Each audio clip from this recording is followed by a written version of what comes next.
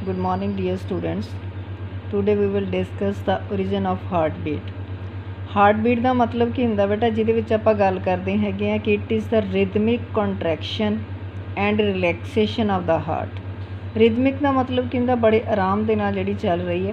Contraction ਦਾ ਮਤਲਬ ਕੀ ਹੁੰਦਾ ਹੈਗਾ ਕਿ ਹਾਰਟ ਦੀਆਂ ਵਾਲਸ ਨੇ ਕੰਟਰੈਕਟ ਕਰਨਾ, ਸੁੰਗੜਨਾ, ਤੇ ਉਸ ਤੋਂ ਬਾਅਦ ਕੀ ਰਿਲੈਕਸ ਕਰਨਾ ਹੈਗਾ।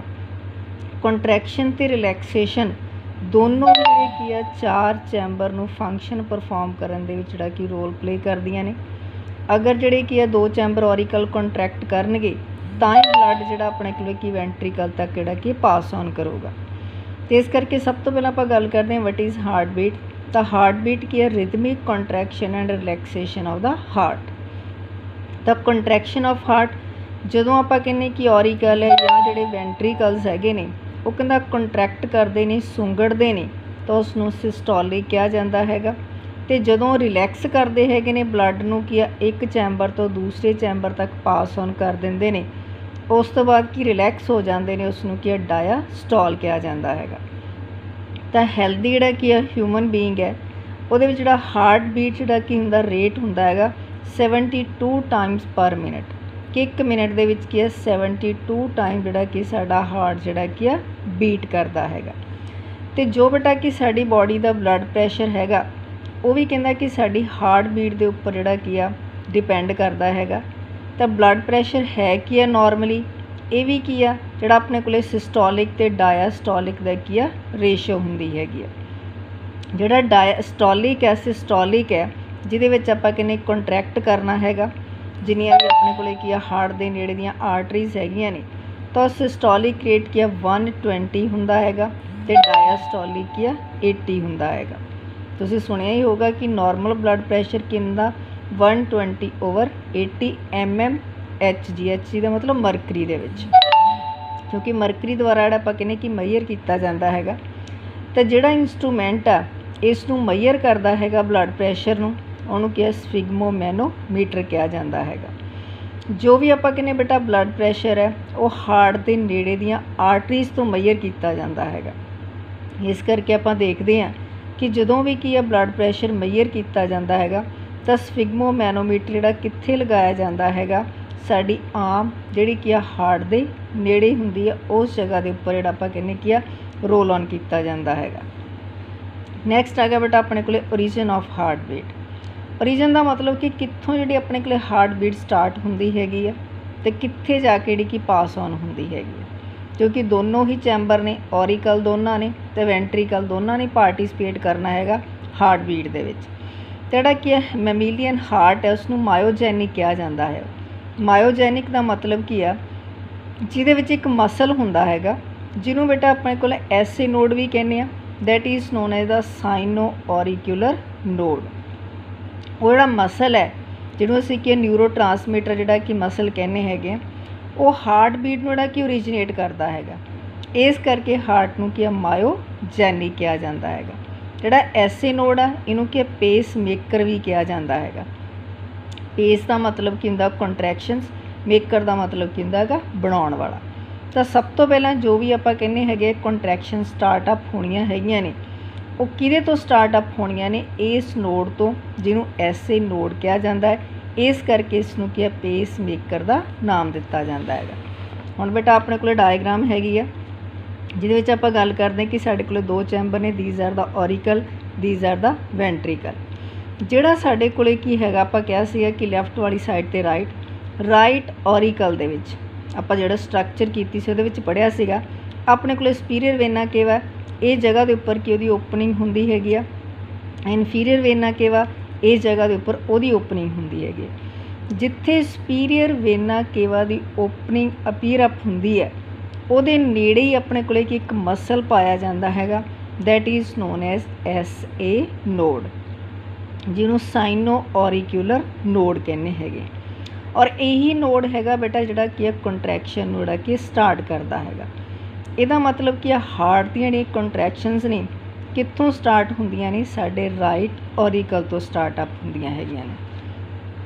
ਕਈ ਵਾਰ ਬੇਟਾ ਤੁਸੀਂ ਸੁਣਿਆ ਹੋਊਗਾ ਕਿ ਕਈਆਂ ਦੇ ਜਿਹੜੇ ਆਪਾਂ ਕਹਿੰਦੇ ਕਿ ਹਾਰਟ ਦੇ ਵਿੱਚ ਇੱਕ ਡੱਬੀ ਪਾ ਦਿੱਤੀ ਗਈ ਹੈਗੀ, ਉਹ ਡੱਬੀ ਦਾ ਮਤਲਬ ਇਹ ਹੁੰਦਾ ਹੈ ਕਿ ਜਦੋਂ ਹਾਰਟ ਕੀ ਆ ਪ੍ਰੋਪਰਲੀ ਫੰਕਸ਼ਨ ਪਰਫਾਰਮ ਨਹੀਂ ਕਰ ਰਿਹਾ ਹੈਗਾ, ਇਹਦਾ ਮਤਲਬ ਉਹਦੀਆਂ ਕੰਟਰੈਕਸ਼ਨ ਸਟਾਰਟ ਨਹੀਂ ਹੋ ਰਹੀਆਂ ਹੈਗੀਆਂ। ਉਸ ਕੰਟਰੈਕਸ਼ਨ ਜਿਹੜਾ ਕੀ ਆ ਐਸੇ ਨੋਡ ਹੈ ਉਹ ਕੀ ਖਰਾਬ ਹੋ ਜਾਂਦਾ, ਜਾਂ ਆਪਾਂ ਕਹਿੰਦੇ ਕਿ ਉਹਦੇ ਵਿੱਚ ਕੋਈ ਵੀ ਕੀ ਡਿਫੋਰਮੈਲਿਟੀ ਅਪੀਅਰ ਅਪ ਹੋ ਜਾਂਦੀ ਹੈਗੀ ਹੈ, ਤਾਂ ਉਸ ਨੂੰ ਕੱਢ ਕੇ ਉਹਦੇ ਵਿੱਚ ਕੀ ਆ ਜਿਹੜਾ ਕਾਪਰ ਹੁੰਦਾ ਹੈਗਾ ਉਹਦਾ ਐਸੇ ਨੋਡ ਜਿਹੜਾ ਕਿ ਲਗਾ ਦਿੱਤਾ ਜਾਂਦਾ। ਉਸੇ ਤਰੀਕੇ ਨਾਲ ਕਿ ਇਲੈਕਟ੍ਰੋਡਸ ਲਗਾਏ ਜਾਂਦੇ ਹੈਗੇ ਨੇ, ਜਿਨ੍ਹਾਂ ਦੇ ਵਿੱਚੋਂ ਆਪਾਂ ਜਿਸ ਤਰੀਕੇ ਨਾਲ ਆਪਾਂ ਕਹਿੰਦੇ ਬਿਜਲੀ ਪਾਸ ਹੁੰਦੀ ਹੈਗੀ ਹੈ, ਜਿਹੜੇ ਕਿ ਕੰਟਰੈਕਸ਼ਨ ਨੂੰ ਸਟਾਰਟ ਅਪ ਕਰਦੇ ਹੈਗੇ। ਤਾਂ ਐਸੇ ਨੋਡ ਕੀ ਕਰਦਾ, ਕੰਟਰੈਕਸ਼ਨ ਨੂੰ ਸਟਾਰਟ ਕਰਦਾ ਹੈਗਾ, ਔਰ ਪਾਸ ਔਨ ਕੀ ਕਰਦਾ ਹੈਗਾ, ਜਿਹੜਾ ਆਪਣੇ ਕੋਲੇ ਕੀ ਹੈਗਾ ਔਰੀਕਲ ਅਤੇ ਵੈਂਟਰੀਕਲ, ਇਹਨਾਂ ਦੋਨਾਂ ਦੇ ਜਿਹੜੇ ਆਪਾਂ ਕਹਿੰਦੇ ਕਿ ਵਿਚਕਾਰ ਇੱਕ ਹੋਰ ਨੋਡ ਪ੍ਰੈਜੈਂਟ ਹੁੰਦਾ ਹੈਗਾ, ਜਿਹਨੂੰ ਆਪਣਾ ਏਟਰੀਅਲ ਵੈਂਟਰੀਕੂਲਰ ਨੋਡ ਕਿਹਾ ਜਾਂਦਾ ਹੈਗਾ, ਜਾਂ ਔਰੀਕੂਲਰ ਵੈਂਟਰੀਕੂਲਰ ਨੋਡ ਕਿਹਾ ਜਾਂਦਾ ਹੈਗਾ। ਔਰੀਕਲ ਅਤੇ ਵੈਂਟਰੀਕਲ ਦੇ ਵਿਚਕਾਰ ਪਾਇਆ ਜਾਂਦਾ। ਇਹ ਕੰਟਰੈਕਸ਼ਨ ਸਟਾਰਟ ਕਰਕੇ ਉਹਨਾਂ ਕੰਟਰੈਕਸ਼ਨ ਨੂੰ ਟਰਾਂਸਮਿਟ ਕਿੱਥੇ ਕਰਦਾ ਹੈਗਾ, AV ਨੋਡ ਤੱਕ।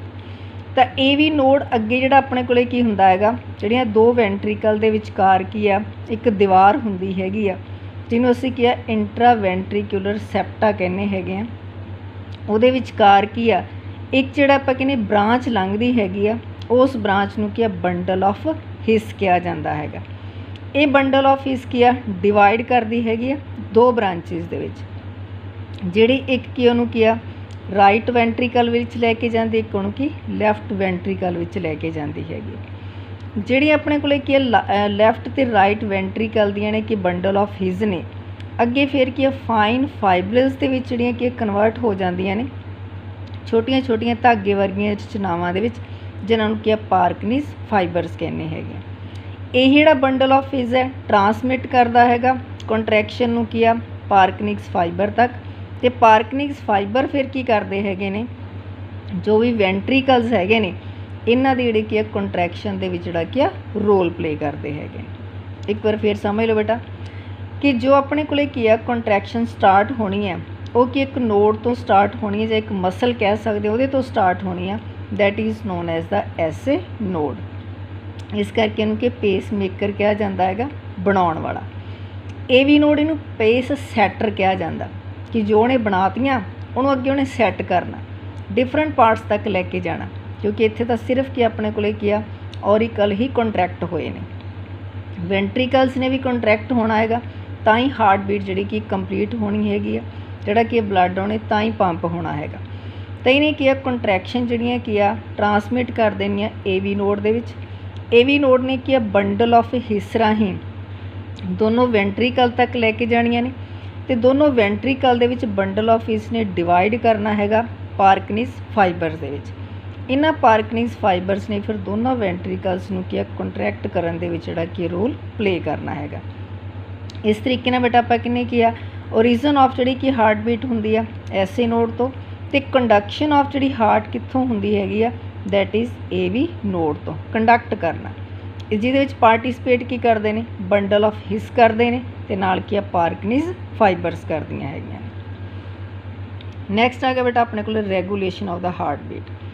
ਤਾਂ ਇਹਨਾਂ ਦਾ ਆਪਾਂ ਨੂੰ ਪਤਾ ਹੈਗਾ ਕਿ ਸਾਡੀ ਬਾਡੀ ਦਾ ਜਿੰਨੇ ਵੀ ਆਪਣੇ ਔਰਗਨ ਨੇ ਸਾਰਿਆਂ ਦਾ ਜਿਹੜਾ ਕੀ ਆ ਕੰਟਰੋਲ ਕਿਹਦੇ ਅੰਡਰ ਹੈ, ਬ੍ਰੇਨ ਦੇ ਅੰਡਰ ਹੈਗਾ।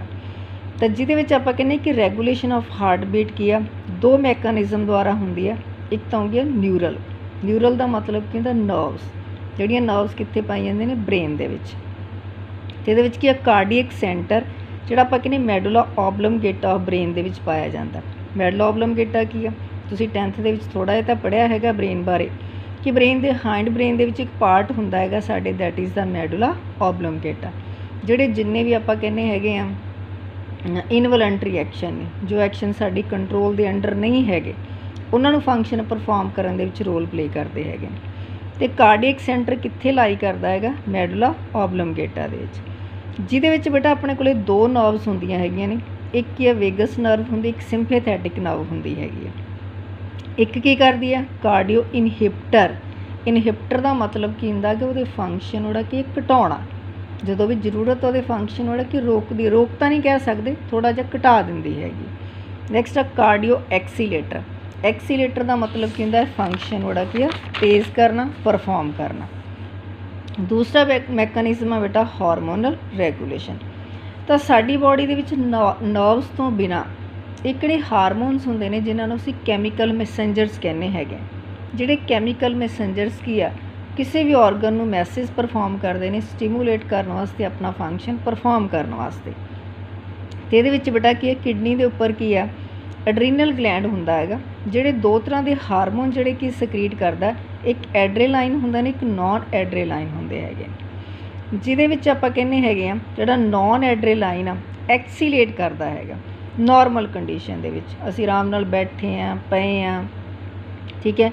तो उस दे दौरान कहंदा कि जिहड़ा नॉन एड्रेलाइन आ वो कहंदा कि हार्ट बीट नूं परफॉर्म करन दे विच रोल प्ले करदा हैगा।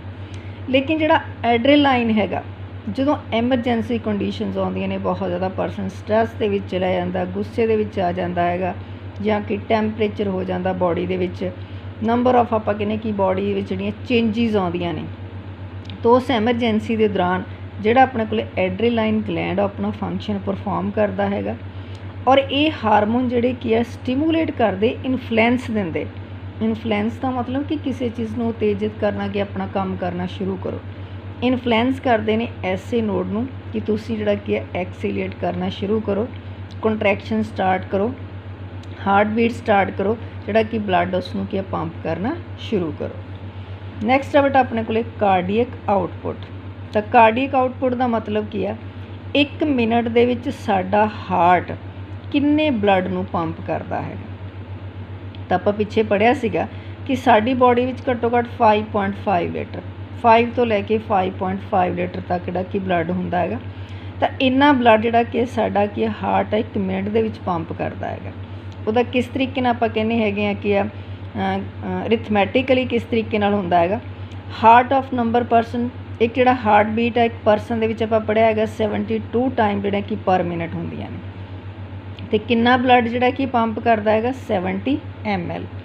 ਜਦੋਂ ਅਸੀਂ ਦੋਨਾਂ ਨੂੰ ਮਲਟੀਪਲਾਈ ਕਰਦੇ ਹਾਂ ਤਾਂ ਸਾਡੇ ਕੋਲ ਆਉਂਦਾ 5040 ml ਪਰ ਮਿੰਟ। ਇਹਦਾ ਮਤਲਬ ml ਨੂੰ ਅਸੀਂ ਲੀਟਰ ਦੇ ਵਿੱਚ ਕਨਵਰਟ ਕਰਾਂਗੇ, ਦੈਟ ਇਜ਼ 5 ਲੀਟਰ ਔਰ 5.5 ਲੀਟਰ। ਅਪਰੋਕਸੀਮੇਟਲੀ 5.5 ਲੀਟਰ ਜਿਹੜਾ ਆਪਾਂ ਕਹਿੰਦੇ ਕਿ ਬਲੱਡ ਹੈ 1 ਮਿੰਟ ਦੇ ਵਿੱਚ ਸਾਡਾ ਹਾਰਟ ਕੀ ਆ ਪੰਪ ਕਰਦਾ ਹੈਗਾ, ਉਸ ਨੂੰ ਕੀ ਕਾਰਡੀਅਕ ਆਊਟਪੁੱਟ ਦਾ ਨਾਮ ਦਿੱਤਾ ਜਾਂਦਾ ਹੈਗਾ।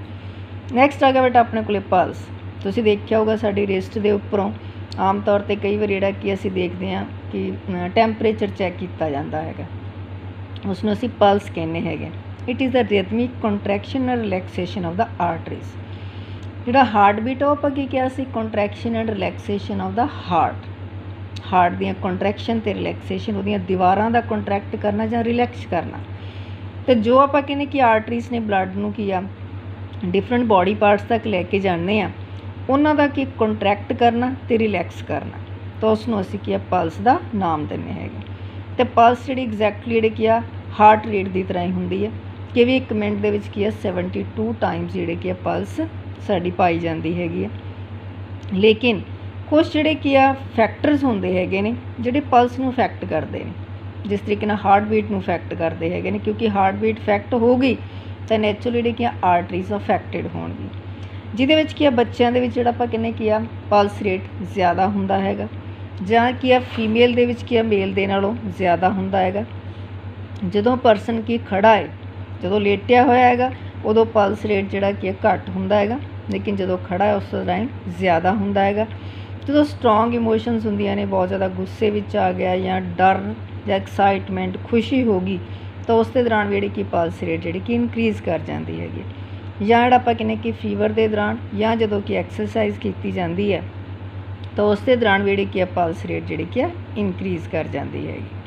ਕਈ ਵਾਰੀ ਬੇਟਾ ਕਿ 150 ਜਿਹੜੀ ਕਿ ਟਾਈਮਸ ਪਰ ਮਿੰਟ ਦੇ ਵਿੱਚ ਵੀ ਚਲੀ ਜਾਂਦੀ ਹੈ ਜਦੋਂ ਪਰਸਨ ਦਾ ਜਿਹੜਾ ਕਿ ਫੀਵਰ ਹੋ ਜਾਂਦਾ ਹੈਗਾ ਜਾਂ ਐਕਸਰਸਾਈਜ਼ ਕਰਦਾ ਜਾਂ ਬਹੁਤ ਜ਼ਿਆਦਾ ਕਿ ਐਕਸਾਈਟਮੈਂਟ ਹੋ ਜਾਂਦੀ ਆ ਜਾਂ ਕਿ ਡਰ ਹੋ ਜਾਂਦਾ। ਇਸੇ ਕਰਕੇ ਆਪਾਂ ਕਹਿੰਦੇ ਹਾਂ ਕਿ ਉਸ ਟਾਈਮ ਦੇ ਦੌਰਾਨ ਕੀ ਆ ਜ਼ਿਆਦਾ ਹਾਰਟ ਅਟੈਕ ਦੇ ਚਾਂਸ ਜਿਹੜੇ ਕਿ ਵੱਧ ਜਾਂਦੇ ਹੈਗੇ। ਨੈਕਸਟ ਬੇਟਾ ਤੁਹਾਡੀ ਬੁੱਕ ਦੇ ਉੱਪਰ ਹੀ ਕੀ ਆ ਐਸਏ ਨੋਡ ਅਤੇ ਏਵੀ ਨੋਡ ਦਾ ਡਿਫਰੈਂਸ ਦਿੱਤਾ ਹੋਇਆ ਹੈ, ਹਾਰਟ ਰੇਟ ਅਤੇ ਪਲਸ ਰੇਟ ਦਾ ਡਿਫਰੈਂਸ ਹੈ, ਇਹ ਤੁਸੀਂ ਉਹਦੇ ਤੋਂ ਚੰਗੀ ਤਰ੍ਹਾਂ ਕਰ ਲੈਣੇ। ਅਗਰ ਕੋਈ ਡਾਊਟ ਹੋਇਆ ਤਾਂ ਤੁਸੀਂ ਜਿਹੜਾ ਕਿ ਪਰਸਨਲੀ ਮੈਨੂੰ ਕੰਟੈਕਟ ਕਰ ਸਕਦੇ ਹੋ। ਥੈਂਕ ਯੂ ਬੇਟਾ।